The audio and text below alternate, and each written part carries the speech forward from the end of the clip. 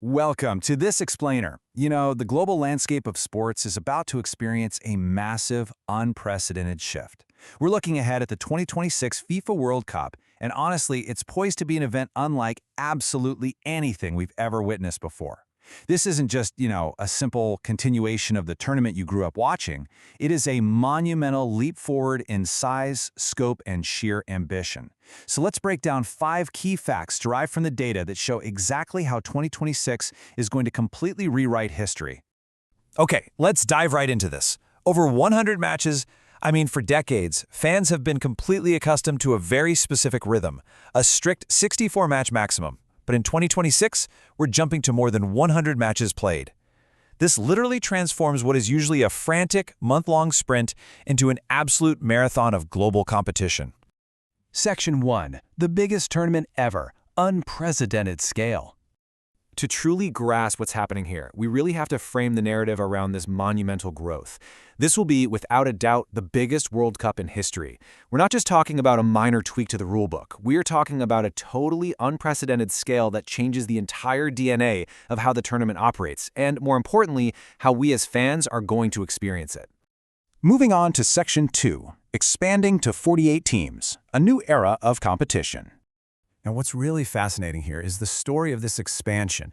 If you look at past World Cup formats, they always relied on a tightly structured, highly exclusive 32-team bracket.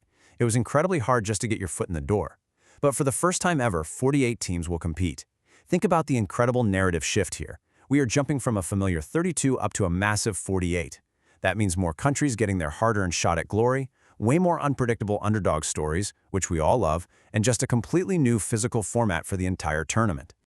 All right, Section 3, 3 host nations unite, spanning a continent. A tournament of this massive, historic size absolutely demands a geographic footprint larger than ever before. So rather than a single host nation like we've seen in the past, the tournament will actually be hosted by 3, the United States, Canada, and Mexico. Just let the physical weight of those 3 massive nations sink in for a second. Those 48 teams aren't just playing in a localized region. They are going to traverse an immense North American landmass. Honestly, the sheer logistical coordination required to pull this off is a historic feat in itself. Which brings us to Section 4. Shattering all previous records, the global spectacle. So the crucial point is, how does this expanded format and vast geography actually impact the people? Well, millions of football fans are expected to travel all across North America.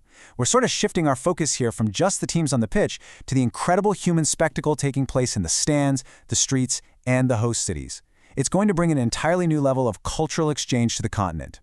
And this brilliantly illustrates our next point. The ultimate result of all that travel is undeniable. This World Cup could break all previous attendance records. Do the math. When you combine a massive 48-team roster with over 100 matches, and then spread all of that across 3 of the largest countries in the world, it practically guarantees an absolute shattering of stadium attendance history. It's going to be wild. And finally, Section 5. Who will win the cup? The ultimate question.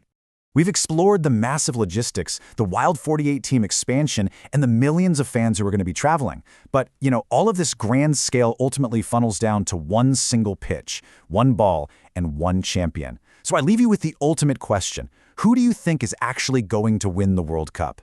With a wider field of competitors than ever before, the possibilities are literally endless. Drop your predictions down in the comments below. Thanks so much for joining me for this explainer, and keep learning.